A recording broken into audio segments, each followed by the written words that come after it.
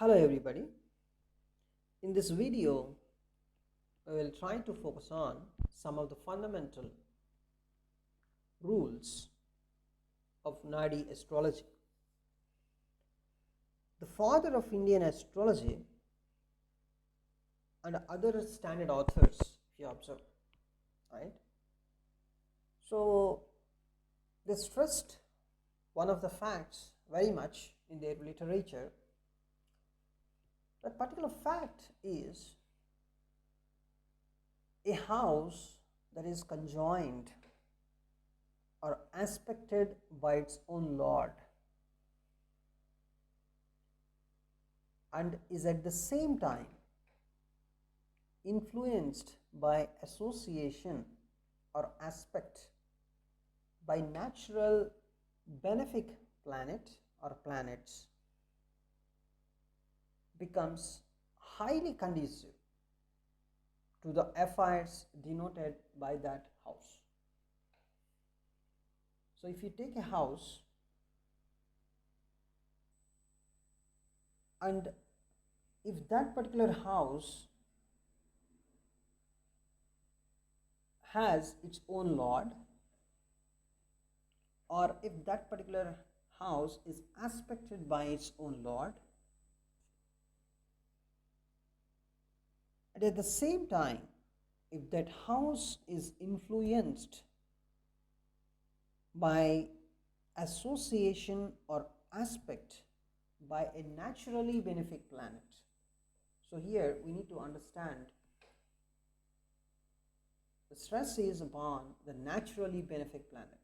Whether it is functionally benefic or not, it doesn't matter. It is naturally benefic. The natural benefic planets are Venus and Jupiter. So, if you take an example, in a birth chart, the Capricorn as the ascendant, suppose Saturn is occupying the 4th house. So for a Capricorn ascendant, when Saturn is occupying the 4th house Aries, then it has a 10th aspect on the Lagna, that is Capricorn itself, the Capricorn ascendant itself.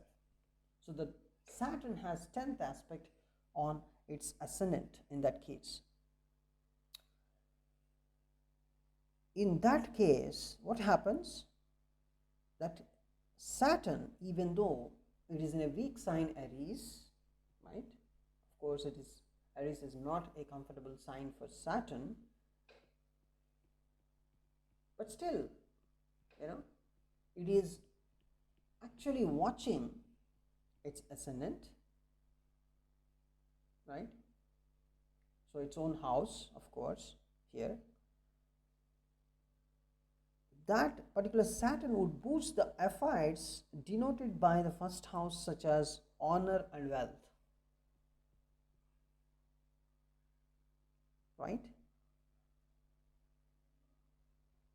Honor and wealth only if, or more so you can say, it happens more so in cases where the sign Capricorn, right, is aspected by a natural benefic like Jupiter, Venus, right? So the honor and status of the person would only increase. So generally Saturn aspects are bad, whether it is 3rd aspect or 7th aspect, 10th aspect, whether Saturn is functionally benefic or not, it's functionally malefic or not, irrespective of that fact, of course Saturn is a natural malefic planet. So because of that reason, Saturn's 3rd, 7th, 10th aspects are generally bad. So for a Capricorn ascendant, Saturn sitting in the 4th house Aries would watch the ascendant itself, that is Capricorn itself. So as it is an ascendant lord, right, there would be some benefit, but at the same time as Saturn is a natural malefic planet, it would also affect the health of the native here. But if there is an aspect of natural benefic like Jupiter or Venus, see, Jupiter and Venus, these two are functionally benefic or not, functionally malefic or not, irrespective of that fact, the aspects of Jupiter and Venus, of course, Jupiter has 5, 7, 9 aspects, and Venus only has the 7th aspect. So the aspect of Jupiter and Venus are considered to be good.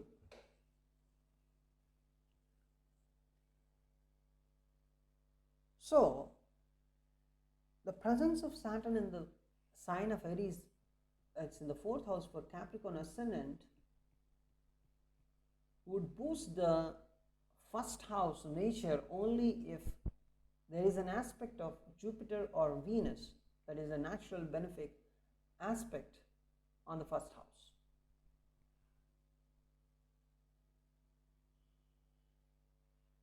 So if you take another example, like let's take Aries ascendant example, let's take Aries as an ascendant. So consider Aries ascendant, and in the ascendant itself, you let us say Jupiter is present, right? Ascendant itself, Jupiter is present. And now Jupiter is watching the sign of Leo, that is the 5th house, with its 5th aspect.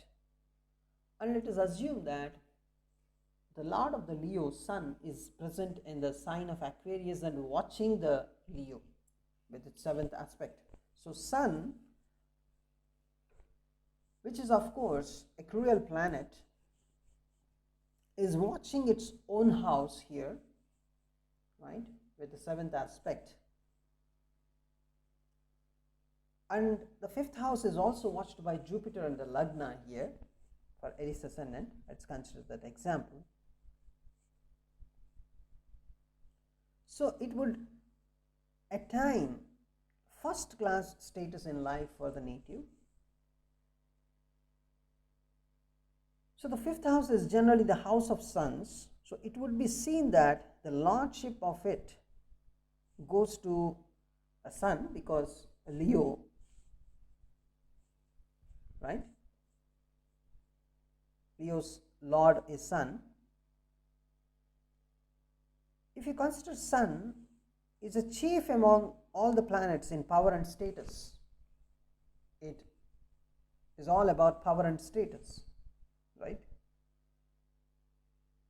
Because by nature, Sun indicates power and status. It is treated as a king. And here Sun is occupying the sign of Aquarius, is fully aspecting its own sign Leo in the 5th house.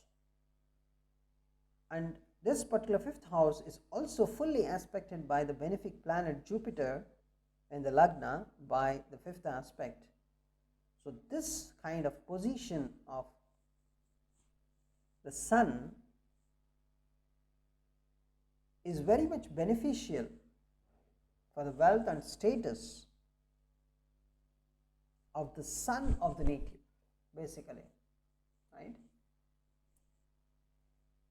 Because the 5th house always talk about your sons, not about yourself, your sons. So here, house of sons is actually aspected by a natural benefic Jupiter, and it is also watched by its own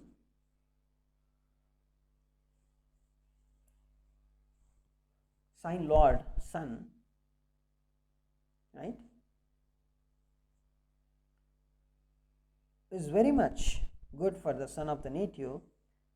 But here we need to note that whatever rule we are discussing is not applicable to life prospects, or whatever we try to discuss now is not good to the life prospects of the native, where the aspecting planet happens to be a natural malefic without any benefic influence.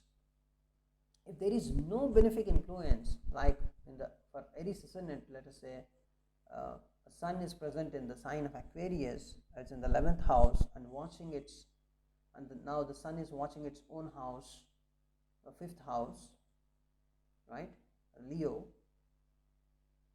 But let us say Jupiter is not present in the Lagna, then sun is generally a cruel planet and its aspect is also not good, right? So its aspect is not good. So if there is no benefic influence of Jupiter there, then it's not a good thing. So here Capricorn ascendant,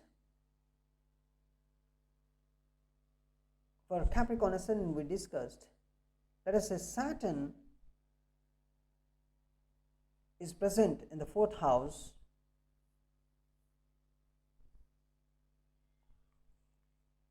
right, and it is watching the 10th house, with its 10th aspect, it is watching the Lagna Capricorn.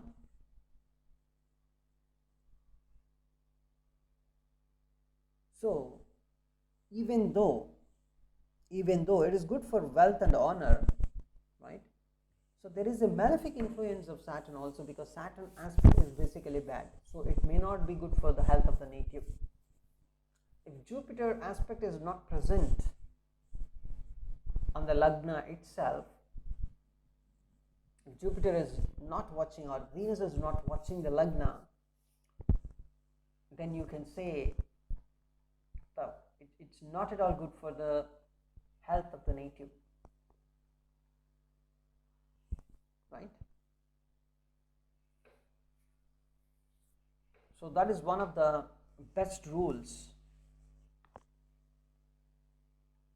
of Nadi Astrology.